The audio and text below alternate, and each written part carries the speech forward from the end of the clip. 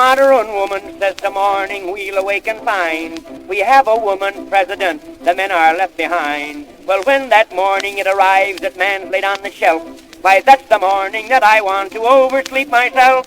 For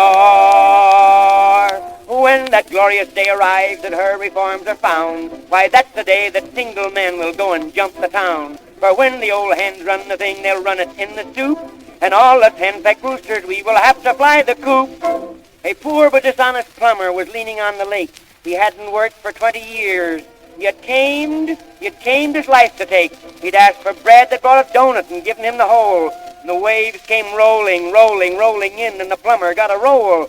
Ah, roll, bring on the coffee. Nuttily he cried, and this lake has got its tide on. I wish I had a tide, but no, the lake is out in Kansas, and that's the reason why the lake's the only blame thing that's not gone dry. The hour, it was midnight, the clocks were striking 1. The plumber looked around for one last look, but looked into the muzzle of a gun. There serenely stood a hold-up man, a once-time famous crook. The plumber looked him full in the face, but he was fuller than he looked. I warn you, if you kill yourself, this noble hold-up said, you'll live to regret it, for I will shoot you dead. Don't spoil the water in the lake, be a sport and play the game. Why, you can make an honest living if you'll only steal the same. The plumber's tears, they fell like hail. I'll try once more, says he. Good, says the hold-up man, get your lead pipe, kid, and come with me. Right there they formed a partnership, and to loyalty they swore. That night they killed 8 policemen, robbed a bank, and blew up a store. So be careful with each man you meet, for you never can tell what moment you might meet an honest hold-up man. And that just goes to show you, ladies and gentlemen, the terrible condition this world is getting into.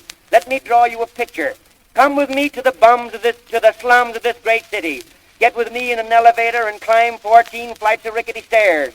Entering that basement next to the roof, what do you behold? Seated around an oil stove were 14 small children, the oldest scarcely 2 years old, all crying for beer. Why? Because seated around that oil stove were these 14 small children.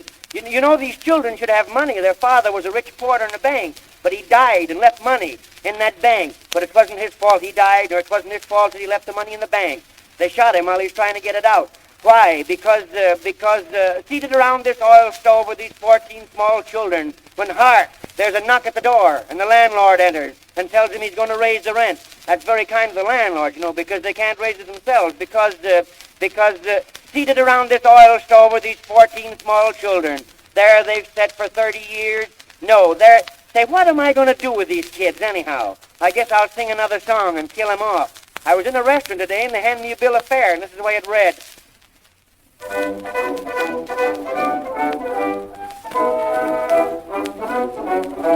Our 10-cent meals are simply great, and you'll find nothing finer. But please don't tip the waiter, sir, or he might drop the china. We've noodle soup and poodle soup, and you'll enjoy it fully.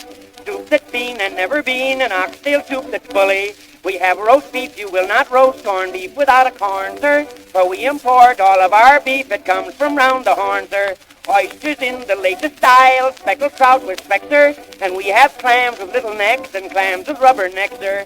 Squabs of butter to hummingbirds, a cooked in sandow butter. And we have snipes, we shoot ourselves, we shoot them in the gutter. When he got through that bill of fare, I found out to my sorrow that I had died there, talked to death, my funeral's tomorrow.